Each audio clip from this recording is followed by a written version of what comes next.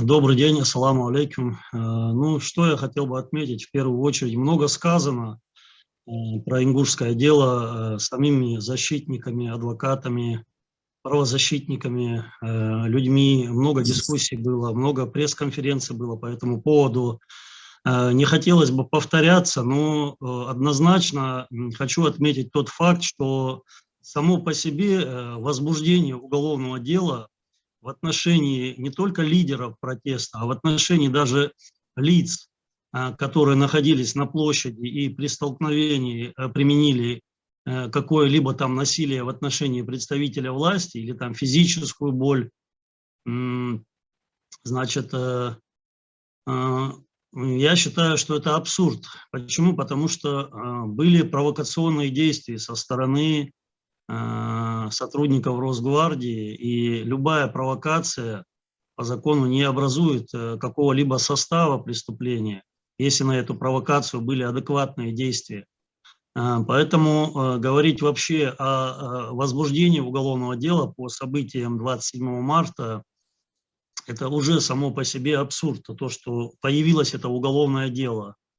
Ну, если даже допустить, что это уголовное дело возбуждено законно, речь идет о применении насилия в отношении представителей власти, да, там, по событиям 27 марта, то уж точно и наверняка является абсурдом возбуждение уголовного дела по организации применения насилия, вернее, предъявление обвинения лидерам протеста, ингушского протеста 26-27 марта, именно такой конструкции, как организация применения насилия и создание экстремистского сообщества и участие в этом экстремистском сообществе. Конечно же, это все высосано из пальца. Никаких доказательств материала уголовного дела по этому поводу не содержат.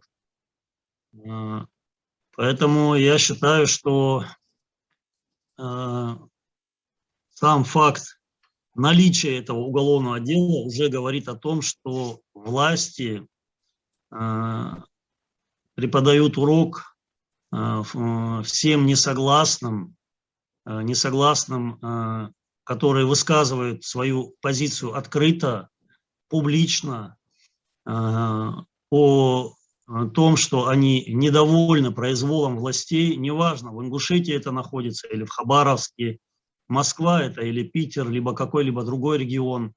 Сам факт того, что происходит сегодня, да, политически преследуются в различных уголках нашей страны активисты, лидеры гражданские, активные люди, которые выражают свою позицию открыто.